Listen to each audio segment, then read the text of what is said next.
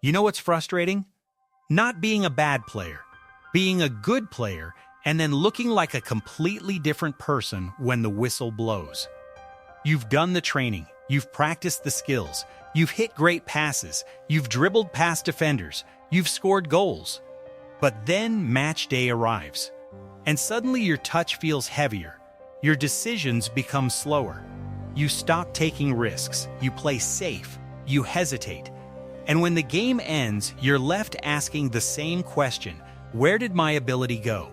Here's the uncomfortable truth. Your skills didn't disappear. Your confidence didn't disappear. Your football IQ didn't disappear. The player you are in training and the player you are in matches are the same person. So why does it feel like they're completely different? Most players think they freeze because they need more confidence. They're wrong.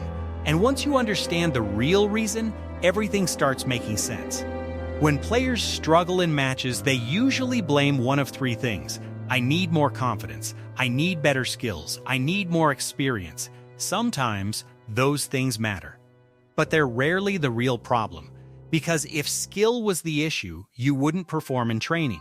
If confidence was the issue, you wouldn't feel comfortable during practice. And if experience was the issue, even experienced players would never struggle under pressure. Yet they do. The mistake is assuming football performance is only about what you can do. Football performance is actually about what you can access under pressure. That's a completely different thing. Imagine having a phone with every app you need. Now imagine the screen freezes every time you need it. The apps still exist, you just can't access them when it matters. That's exactly what happens to many footballers. The problem isn't ability. The problem is access. And pressure is the lock. Here's what most players never realize. Training and matches place your brain in completely different environments. Training feels safe. Matches feel threatening. Not physically threatening, socially threatening.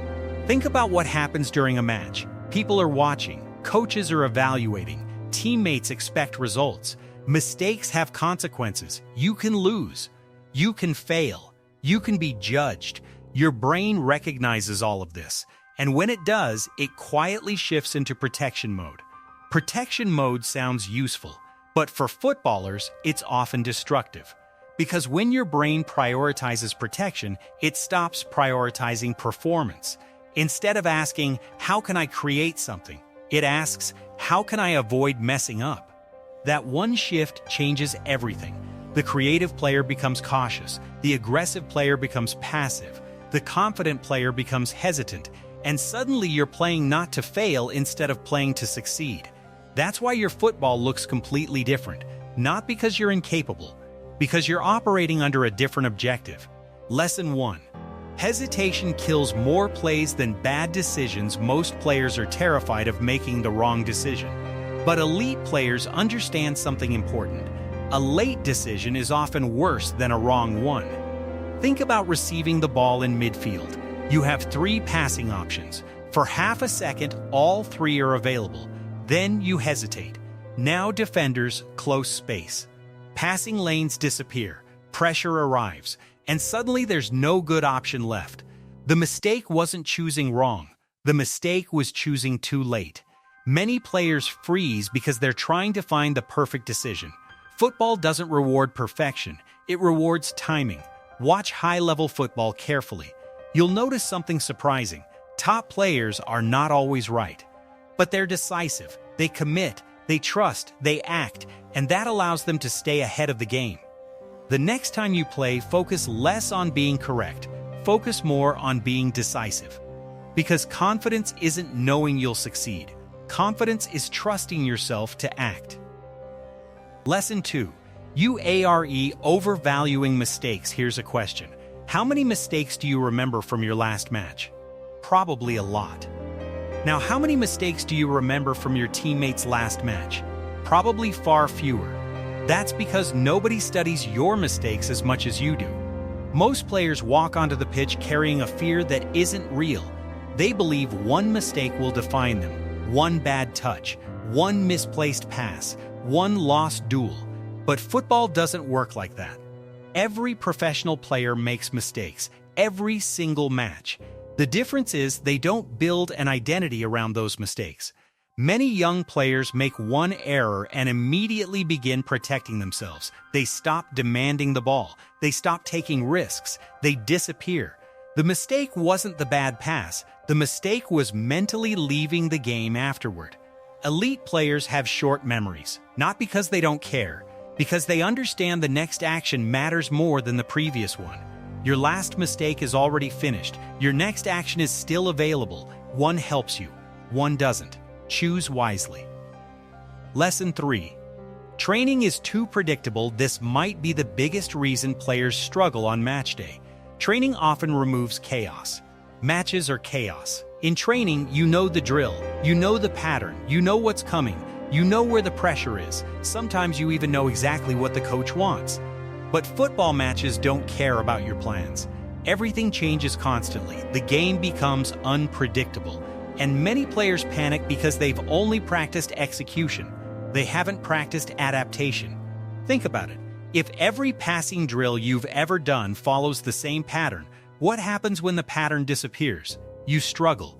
Not because your passing is bad, because your brain isn't used to solving unpredictable situations.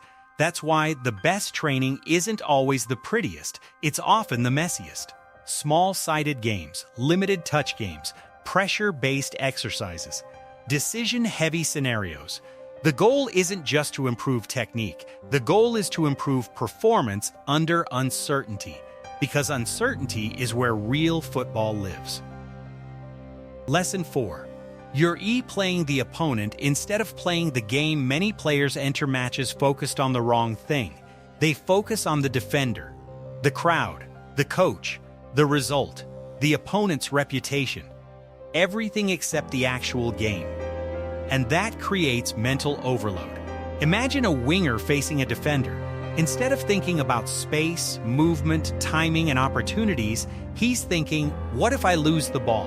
What if I get tackled? What if everyone sees me fail? Now his attention is divided. His reactions slow down. His movements become cautious. His performance drops. Football rewards attention. Where attention goes, performance follows. The best players simplify. They don't obsess over outcomes. They focus on actions. Win the next duel, make the next run, receive the next pass, execute the next decision. The smaller your focus becomes, the bigger your game often gets. Let's make this practical. The next time you play, use this simple system.